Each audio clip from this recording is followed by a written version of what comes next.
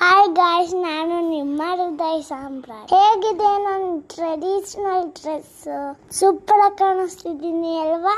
ಇವತ್ತು ಮರದಿಂದ ಹಲಸಿನಕಾಯಿ ಕಿತ್ಕೊಂಡು ಸರಿ ಮಾಡ್ಕೊಂಡು ಮನೆಗೆ ಹಲಸಿನಕಾಯಿ ತಗೊಂಡು ಹೋಗ್ತಿದ್ದೀನಿ. ಹಲಸಿನಕಾಯಿ ಕೊಯ್ಬೇಕಾದ್ರೆ ಚಾಕುಗೆ ಮತ್ತೆ ಕೈಗೆ ಎಣ್ಣೆ ಹಚ್ಕೋಬೇಕು. ಅವಾಗ ಅಂಟಿರಲ್ಲ, ನೀಟಾಗಿ ತೊಳೆ ಬೀಸ್ಕೋಬಹುದು. ನೋಡಿ ಎಷ್ಟು ಚೆನ್ನಾಗಿದೆ ಅಲ್ವಾ ಹಣ್ಣು. ಹಣ್ಣು ಅಮ್ಮಂಗೆ ತಿನ್ನಿಸ್ತಿದ್ದೀನಿ. ನೀಟಾಗಿ ಎಲ್ಲ ಬಿಡಿಸಿ ಹಾಕ್ತಿದ್ದೀನಿ. ಹಣ್ಣಂತೂ ತುಂಬಾ ಸ್ವೀಟ್ ಆಗಿತ್ತು. ನಮ್ಮ ಅಕ್ಕ ಒಂದು ರೆಸಿಪಿ ಮಾಡ್ತಿದೀವಿ. ನೀಟಾಗಿ ಹಲಸಿನಕಾಯಿ ಚಿಕ್ಕದಾಗೆ ಬಿಡಿಸ್ಕೋಬೇಕು. ಇದಕ್ಕೆ ಎಣ್ಣೆ ಹಾಕೊಂಡು ತಿಂತಾ ಇದ್ರೆ ಏನ್ ಸಕ್ಕತ್ತಾಗಿರ್ತದೆ ಗೊತ್ತಾ? ಯಾರೆಲ್ಲ ಈ ರೆಸಿಪಿ ಮಾಡ್ಕೊಂಡು ಟೇಸ್ಟ್ ಮಾಡಿದೀರಾ ಕಮೆಂಟ್ ಮಾಡಿ ನೋಡೋಣ.